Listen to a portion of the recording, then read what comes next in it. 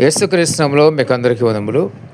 పిరికివారు పరలోక రాజ్యంలో ప్రవేశించరని దేవుని వాక్యం సెలవిస్తుంది. పిరికివారు అంటే రెండు రకాలుగా పిరికివారు ఉంటారు. కొంతమంది ఆత్మీయంగా పిరికితనం అంటే దేవుని నమ్ముకోవాలంటే భయం. ఎవరైనా కొడతారేమో, ఎవరైనా తిడతారేమో, ఎవరైనా వెలివేసేస్తారేమో, లేకపోతే ఎవరైనా మరి దాడి చేసేస్తారేమో, చంపేస్తారేమో, ఇన్ని రకాల భయాలు ఉంటాయి దేవుని నమ్ముకోవటానికి. వాళ్ళంతా కూడా పిరికివారని దేవుని వాక్యం సెలవిస్తుంది. పిరికితనం అంటే మరొక పిరికితనం ఏదంటే రాత్రులు భయపడతారు చాలామంది. దయ్యాలకు భయపడతారు. ఏదైనా పాములకు కానీ, మరి క్రూర మృగాలకి, క్రూర జంతువులకి, కుక్కలకి వీటికి భయపడుతూ ఉంటారు. ఎక్కువ రాత్రులు భయపడుతూ ఉంటారు. ఆ పిరికితనం వేరు, ఈ పిరికితనం వేరు.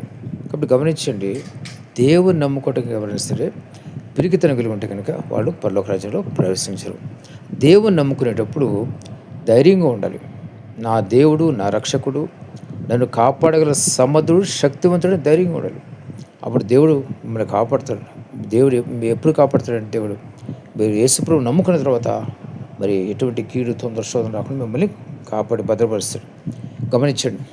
అయితే మరి దినకరన్ గారు ఉన్నారు, పెద్ద ఆయన చనిపోయారు. ఆ దినకరన్ గారు ఒక మీటింగ్లో మాట్లాడుతుంటే మరి చాలామంది పెద్ద పెద్ద కత్తులు ఇవన్నీ కర్రలు వేసుకొని మరి కొన్ని వందల మంది ఎంతోమందో దాడి చేయాలని వస్తే వచ్చే వాళ్ళంతా కూడా మళ్ళీ తిరిగి వెనక్కి వెళ్ళిపోయారంట.